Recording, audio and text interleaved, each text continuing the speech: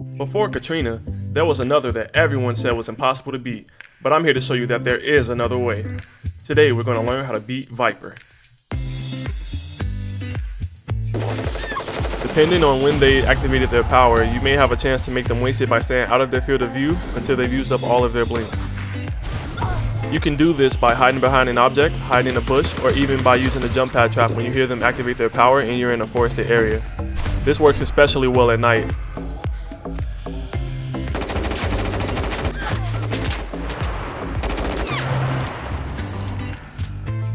And as with any character, catching her off guard is a great way to take her out. This one is going to take some setting up in some situations and good aim in all of them. If you aren't fast enough on the kill, a good Viper player will just teleport away from you. You're going to need to lay down or crouch whenever possible to lower recoil and hit the practice range to train your aim so that you can make kills in under a second at various ranges. When fighting Viper as Viper, the same rule applies as when you're fighting Katrina as Katrina, which is to try and use your power after they do. Watch out for the direction that they teleport in and quickly teleport in that same direction as soon as they do so that they do not have time to track your movements. What will happen is that they will teleport again because you will have the drop on them, and after they've used their third blink, the ball is in your court as to how you want to end the battle.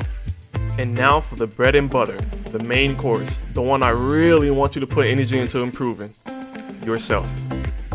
You're going to need to spend some time getting your aim and reflexes to where they need to be if you're behind the curve and cannot track a Viper that is teleporting around you. It's not as hard as you may think, and many people defeat themselves mentally before even trying to beat a teleporting Viper. But if this does seem hard to you, then I have put together a training regimen to get you on track. These are the sensitivity settings that I use. My mouse is set to 800 DPI. You will need to play with your sensitivity over the course of your training to find the perfect feel for you. You should be comfortable moving from target to target without feeling like it is too hard or too easy to move your cursor around. You should also be able to do it for a decent amount of time without your hand hurting. If your hand starts to hurt at the wrist, then your sensitivity is probably much too high.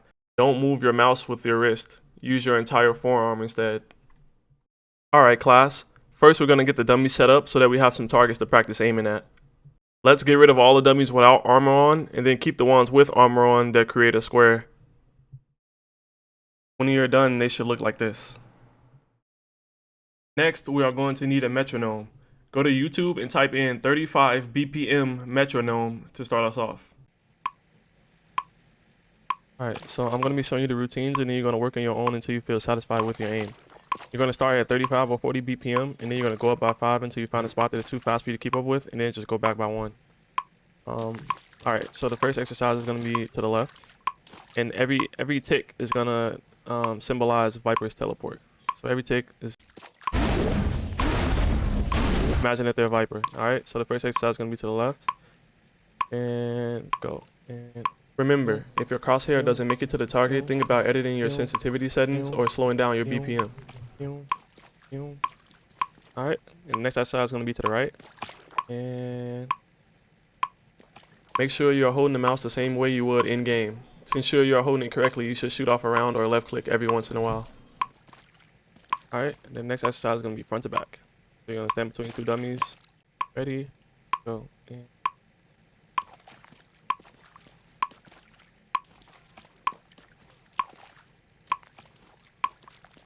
after this, I should be hearing a lot less Viper is OP comments.